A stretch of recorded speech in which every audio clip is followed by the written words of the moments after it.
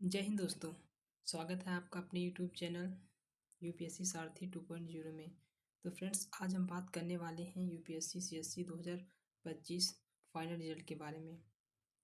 आप देख सकते हैं कि मैं आपको एक मार्कशीट दिखा रहा हूं जो स्टूडेंट का नाम है केशवदेव शर्मा जी का। अगर बात की जाए इनकी मार्कशीट की तो ऐसे में काफ़ी अच्छे मार्क्स थे। वैसे 111 मार्क्स आए और जीएस पेपर 1 में बात की जाए तो इनके 94 मार्क्स थे। वहीं जीएस पेपर 2 में बात की जाए तो 101 मार्क्स थे। वहीं लेकिन रीजन क्या हुआ कि इनका जो जीएस पेपर 3 था उसमें सिर्फ 72 मार्क्स ही थे। यानी कि लगभग 20-30 मार्क्स और ये गेन करते तो फाइनल सिलेक्शन इनका हो सकता था जीएस 3 में। और जीएस 4 में काफ़ी ठीक ही स्कोर रहा 106 नंबर। और इनका जो ऑप्शनल था वो हिस्ट्री था। फर्स्ट पेपर में इन्हें 129 मार्क्स मिले, लेकिन जो सेकंड पेपर इनका था हिस्ट्री ऑप्शनल का उसमें इन्हें सिर्फ 95 मार्क्स मिले।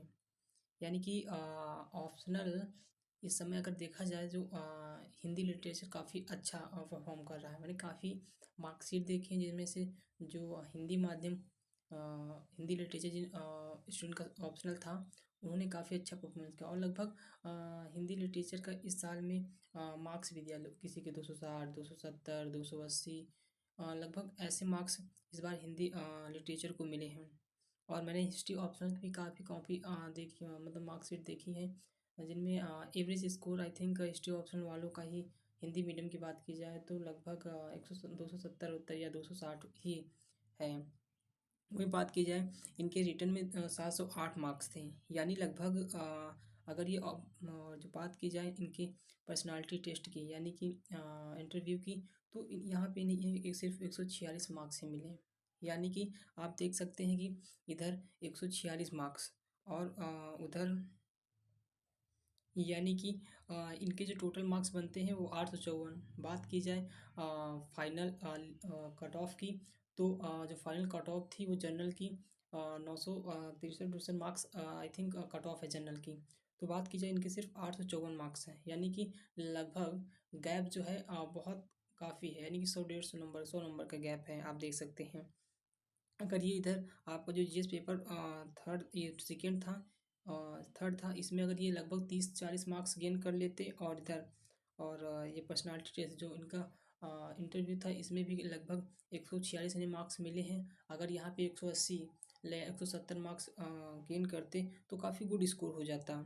वहीं बात की जाए ऑप्शनल में जहाँ पे इनका जो सेकेंड पेपर में मार्क्स आए वो 95 थे। लगभग ऑन एवरेज इन्हें लगभग 130, जैसे कि फर्स्ट पेपर में इन्हें 129 मार्क्स मिले और सेकेंड पेपर में भी इन्हें अगर 130 या 140 मार्क्स मिलते तो इस स्टूडेंट का लगभग फाइनल लिस्ट में नाम आ जाता। हाँ, ये भले ही कि इनकी रैंक पीछे आती लगभग 600 700 या फिर 800 ऐसे कुछ आती, बट फाइनल लिस्ट में इनका नाम आ जाता है। आप देख सकते हैं कि कैसे इन छोटी छोटी गलतियों से बच्चों का यानी कि फाइनल लिस्ट में नाम नहीं आता।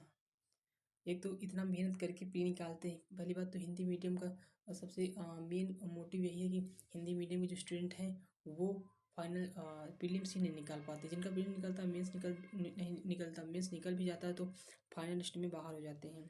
तो यहाँ पे हमें ये देखने को मिलता है कि जो अपनी प्रिपरेशन है वो इंटीग्रेटेड यानी प्री प्लस मेंस दोनों को साथ में लेकर चलना चाहिए। और आंसर राइटिंग खासकर आपको जो फोकस रखना है वो जीएस पेपर 4 ए से और ऑप्शनल पे। यानी इसे आपको स्टार्टिंग से ही लेके चलना है क्योंकि यही मार्क्स गेनिंग सब्जेक्ट होते हैं जिनमें आप अन्य स्टूडेंट की अपेक्षा यानी कैंडिडेट्स की अपेक्षा आप मार्क्स गेन कर सकते हो। क्योंकि ऑन एवरेज बात की जाए ऐसे में तो लगभग 120-30 एवरेज स्कोर रहा है इस बार का। ऐसे में भी काफ़ी अच्छे मार्क्स मिले हैं। और वहीं जीएस पेपर 4 की बात की जाए एथिक्स में भी बच्चों को ऑन एवरेज 120-130 काफ़ी अच्छे अच्छे मार्क्स मिले हैं। बट यहाँ पे स्टूडेंट की गलती क्या है कि अगर वो जीएस पेपर 4 यानी कि एथिक्स और ऐसे और अपने पेपर ऑप्शनल में अच्छे से वर्क कर लेते हैं, अच्छी प्रिपरेशन कर लेते हैं तो सिलेक्शन यहीं से मेन मोटिव निकलता है। और जो आपका इंटरव्यू होता है थोड़ी मेहनत आपको एक अच्छी सफलता की ओर ले जा सकती है। धन्यवाद।